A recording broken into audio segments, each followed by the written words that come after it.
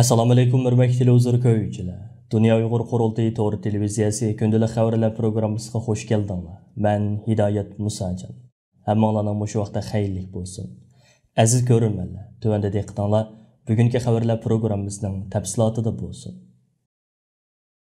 Dünya Uyghur Qurultayı İcraiya Komitetining raisi va Uyg'ur kishilik huquq qurilishining direktori Umar Qanat apandimning Malayziyadagi nopuzliq islom tashkilotlari va ommaviy gruppalarning alohida taklifi bilan 14-aprel boshlagan Malayziya ziyarati kuchlik inkas qo'zg'adi.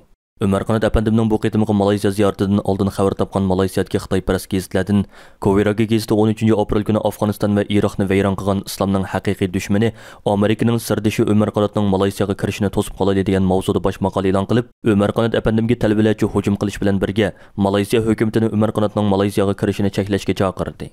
Shundaq bo'lishiga qaramay 14-aprel kuni Malayziyaning poytaxti Kuala Lumpurga to'salg'usiz yetib kelgan Umar Qanat apandim aerodromda Malayziya Uyg'urlarni qo'llash harakatining raisi Zuhri Yuhyi va Malayziya islom tashkilotlarining maslahatchilar kengashining vakillari tarafidan qizg'inlik bilan kutib olindi. Shu kuni kechda Malayziyadagi ta'siri kuchli ommaviy tashkilotlarning biri hisoblangan Vofiq tashkiloti tarafidan Kuala Lumpur Tanara mehmonxonasida o'tkazilgan va maxsus Uyg'urlar masalasi asosiy tema qilingan iftor faoliyatiga qatnashgan Umar Qanat apandim iftorga taklif qilingan Malayziyadagi har soatlarining va yosh aktivistlarning Sharq Turkiston va Uyg'urlar masalasi haqida so'rgan turli savollarga tafsiliy javob berdi. Uyg'ur irqiy qirg'inchiligini to'sib qilish uchun Xitoyga qarshi harakat elib berayotgan va Uyg'ur xalqiga yaqindan hissa chiqib kelayotgan Malayziyadagi har qaysi islom tashkilotlari, ommaviy tashkilotlar va aktivistlarga butun Sharq Turkiston xalqi nomidan alohida rahmat aytgan Umar Qanat apandim mustabid Xitoy hokimiyatining Sharq Turkiston xalqiga yurgizayotgan irqiy qirg'inchiligi va insoniyatga qarshi jinoyatlarning, bo'libmi islomiyatga qarshi elib berayotgan ziyonkashliklarning hozir ham shiddat bilan davom qilayotganligini, İslamiyetning eng zo'r dushmanining Sharq Turkiston xalqini majburiy dinsizlashtirayotgan, masjid va mozorliqlarni chiqib tuzlayotgan, Qur'oni Karim va diniy asarlarni ko'ydirib kul qilayotgan mustabid Xitoy hokimiyatining dal o'zi ekanligini alohida ta'kidlab o'tdi va islom dunyosini Uyg'ur irqiy qirg'inchiligiga qarshi sukutini buzib o'rnidan dast turishga chaqirdi. 14-aprel kuni Umar Qanat apandiyani Kuala Lumpurda Malayziya parlament a'zosi va sobiq yoshlar ministri Siyat Sodiq apandi bilan ayrim ko'rish ilib berib,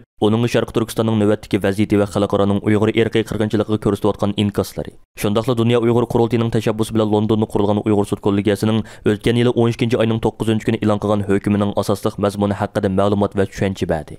Umar Qanat apandimning Malayziya ziyarati munosabati bilan 16-aprel kuni Malayziya musulmon yoshlar tashkiloti ABM tarafidan Uyg'ur sud kollegiyasi biz nima uchun ko'ngil bilishimiz kerak degan temada muhokama yig'ini o'tkazildi va Umar Qanat apandi bilan birga Malayziyadagi islom va xristian tashkilotlarining mas'ullari, advokatlar va huquqchilarning qatnashida o'tkaziladigan mazkur muhokama yig'inida Dunyo Uyg'ur qurultayining tashabbusi va arzi bilan 2020-yil 9-oyda Londonda qurilgan Uyg'ur sud kollegiyasining raisi dangliq advokat Jeffrey Nice apandi tor orqali Uyg'ur sud kollegiyasining qurilish sababi, o'tkazgan isbot anglash yig'inlari va sud kollegiyasining o'tgan yili 12-oyning 9-kuni chiqargan oxirgi hukmining mazmuni haqida tafsiliy ma'lumot va tushuncha beradi. Bundan burun Umar Qanat apandi boshchiligidagi Dunyo Uyg'ur qurultayi hay'ati Malayziya va Indoneziyalarni ziyorat qilib, bu yerdagi islom va ommaviy tashkilotlar bilan yaqin hamkorlik munosabati o'rnatgan edi. Navbatda bu xil hamkorlik munosabatlari uzluksiz kuchayib bormoqda. Sharq Turkiston davosining Turkiyada tonilishida intayin muhim rol o'ynab kelgan uzun yillik fidokor kurashchimiz va iqtidorli tadqiqotchimiz. Dunyo Uyg'ur qurultayining Turkiyadagi bayonotchisi, Anqara universiteti til, tarix va geografiya fakultetining o'qituvchisi do'stit doktor Erkin Ahmad apandimning 14-aprel kuni mazkur universitet baholash hay'ati tarafidan professorlikqa o'stirilganligi muhojiratdagi Uyg'urlarni alohida mamnun qildi. Dunyo Uyg'ur qurultayining raisi Dolqin Aysa apandi bu munosabat bilan stansimizga qilgan tabrik so'zida elga tonilgan vatanparvar Uyg'ur ziyolisi Erkin Ahmad apandimning professorlikqa o'stirilganligidan cheksiz g'urur va iftiqorlanish tuyg'anligini ifoda qilish bilan birga, professor doktor Erkin Ahmad apandimning chet elga chiqqandan buyon turli besim va hujumlarga pisat qilmay, milliy harakatimizning oldingi sepidan fidokorlik bilan izchil o'rin ilib, muhojiratga Uyg'ur ziyolilarimizga ulgu yoritib berganligini va Uyg'ur ziyolilarining milliy davoyimizga qatnashish aktivchanligining texmo ishiga turtki bo'lib kelganligini ta'kidlab o'tdi. Professor Erkin Ahmad apandi Dunyo Uyg'ur qurultayi qurilgan 2004-yildan buyon har navbatli qurultaylarga orqa-orqadan Turkiya vakili bo'lib qatnashdi va qurultayda uzun yil muhim vazifalarda bo'lib xizmat qildi. Ondan boshqa u yana ko'p yillardan buyon Erkin Osiyo radiosining ixtiyoriy muxbirlik vazifasini qo'shimcha o'tab kelmoqda. Dunyo Uyg'ur qurultayining tashkiliy xizmatlariga mas'ul muavin raisi Farod Yo'rinqash apandimning istansimizga bildirishicha, navbatda qurultay rahbarlari ichida 2 nafari professorlik, 1 nafari do'stlik, 5 nafari doktorlik va 10 nafardan ko'proq magistrlik unvoniga ega bo'lib, qurultay rahbarlarining 95%dan ko'proq oliy maktab saviyasiga ega. Bu munosabat bilan bugun istansimizning maxsus ziyoratini qabul qilgan professor doktor Erkin Ahmad apandim o'zining ilm hayoti haqida ma'lumot berib tuvandagilarni bayon qildi. Men Erkin Ahmad asli Qashqarning Yopurg'a nahisida tug'ilganman.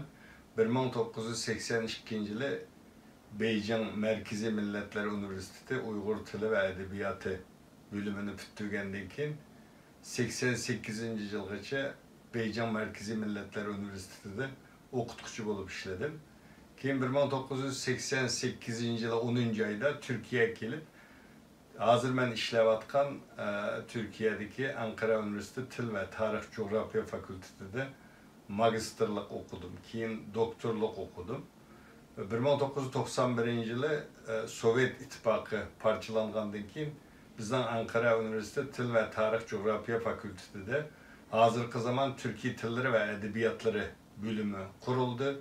Bu bölüm kurulgandan tatip bir yerde ben Uygur Tili ve Edebiyatı, Uygurca, Uygur Edebiyatı, Seyrek Uygurca, Salarca ve Uygur Halk Edebiyatı okşaş Uygurlar doğrusundaki derslerini bir vatime. Ben doktorlukla 2000 yılı bitirgenden keyin 2013 yılı ben doçent oldum. 2013 yıldan keyin hem de tünügün yani 4. ayının ki 14. günü profesör, resmi profesör oldum. Ben bu ceriyanda gerçi Beijing'deki okuyduğum vaktimde o yerde doçent bolgan bolsam ama Türkiye'nin ki akademik östürüş kanunu boyunca yani yeniden başlap profesör, tünügün profesör oldum. Beni bugünkü hem Dünya Uygur Kurultayı ve dünyanın her kaysı caylardan Uygurla telefon kalıp beni tebrikleyen oldu dostlar, arkadaşlar. Hem manlarga köp rahmet eytimen. Benim hazır geçem de bu ilmi tadqiqatlarımdan başka ben 2004 yılı Dünya Uygur Kurultayı'da kurulgandan tatip Dünya Uygur Kurultayı'da aktif vazife elip geldim. Ötken yılki kurultaygacha ben Dünya Uygur Kurultayı'nın ki başka atıplık vazifesini ötügen. Ondan başka Türkiye'deki herkes Şarkı Türkistan ammavi teşkilatlarında mı vazifelerim var. Hazırgacha dünyanın herkes caylardaki jurnallarda Türkiye'de 40 parça etrafında ilmi makalem, 7 kitabım neşr kılındı. İnşallah bundan keyin bu xil ilmi tadqiqatlarni elib berishga davom qilamiz. Rahmat. Amerika Davlat Majlisining a'zolaridan Marco Rubio ve Chris Simsning bevosita turkisida Amerika Tashqi ishlar ministrligining alohida e'tibor berishi natijasida 8 aprel kuni oilasi bilan birga Amerikaga kelib yerlashgan Sharq Turkistonning Ulug'chat noyasidan bo'lgan qirg'iz lager shoidimiz O'g'ilbek Turdaxun 13 aprel kuni Washington shahridagi kommunizm qurbonlari xotira fondining o'rinlashtirishi bilan Amerika Davlat Majlisida tunji maydon guvohlik yig'iniga qatnashdi. Yig'inda oldi bilan kommunizm qurbonlari xotira fondining raisi Andro Birimberg so'z qilib, qirg'iz lager shoidi O'g'ilbek Turdaxunning kashmishlarining mohiyati Xitoy hukumatining Sharq Turkistondagi qirg'inchilik qilmishlarining yana bir qatam fosh qilinishi ekanligini alohida ta'kidladi.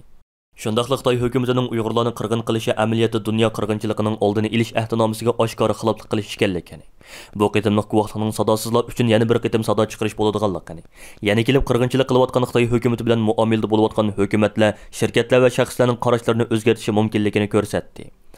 Arkadan Xitoydagi ichki a'zo o'g'irligi haqida yillardan buyon izlanib kelayotgan mutaxassislardan Itan Gutman so'z oldi. U o'zining O'g'ilbek bilan Qirg'izistondagi dastlabki uchrashishi hamda bu jarayonda uning bilan suhbatlash orqali Sharq Turkistondagi qirg'inchilik va bostirish haqida tafsiliy ma'lumotli bo'lgan kunlar haqida eslamalarini taqdim etdi. Shu qatorda o'zi va boshqa do'stlarining O'g'ilbekni Amerika tavasiga ilib kelish uchun qanday tirishchiliklarni ko'rsatganligi haqida ma'lumot berdi. Shundan keyin O'g'ilbek munbarga chiqib tarjimonning yordamida o'z kashmishlarini bayon qildi. U o'zining 2018-yil fevralda beshiga qora xalta kiydirilib, Xitoy soqchilarining mashinasiga chiqarilgan kundagi voqealardan boshlab lagerga ilib berilganligi, bu joyda soqchilarning o'zini yalang'ochlab mahbuslik kiyimini kiydirganligidan boshlab, lagerdagi tor uyga qistilib so'langan 26 mahbusning orasiga qo'shilganligi, karavatga sig'magan mahbuslarning navbatlashib uxlaydiganligidan ma'lumot berdi. Uning aytishicha, kameralardagi tomlarga o'rnatilgan kuzatish kameralarining hammasilar Hegusin markalik ekan.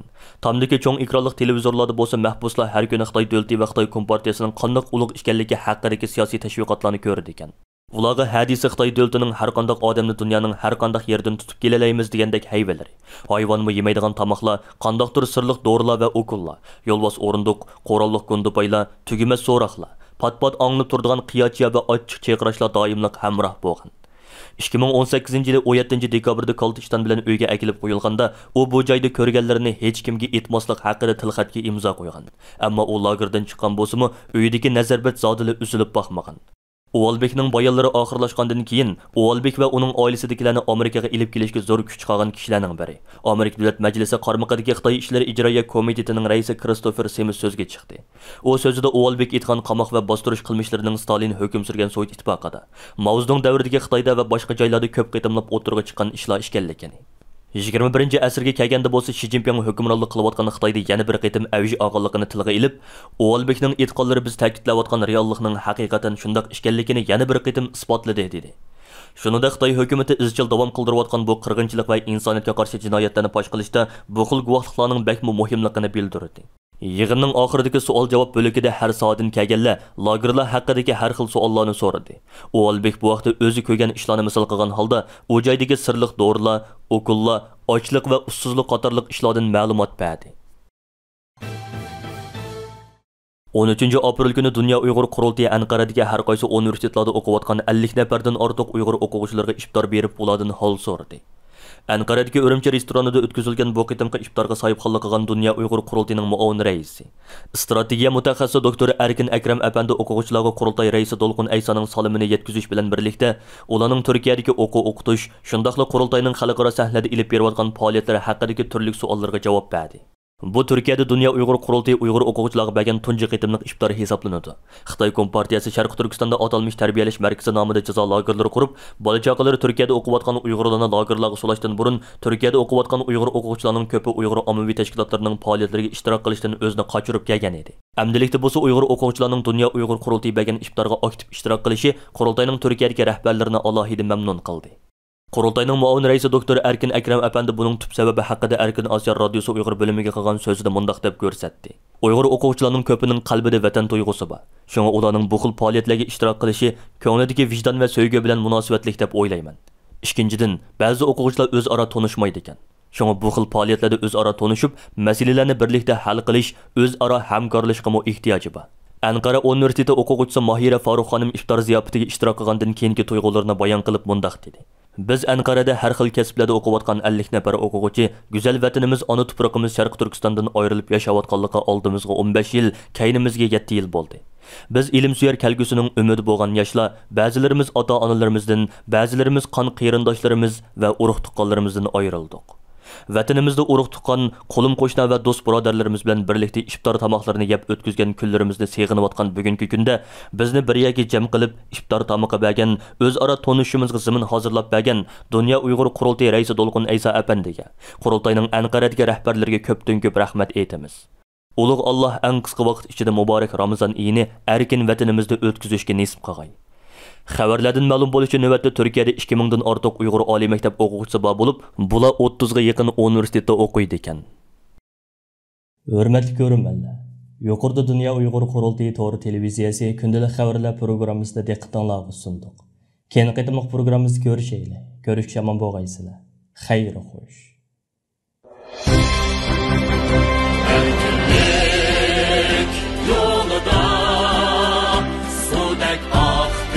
Bizning qanimiz sen uchun ey yurtimiz fido bo'lsin.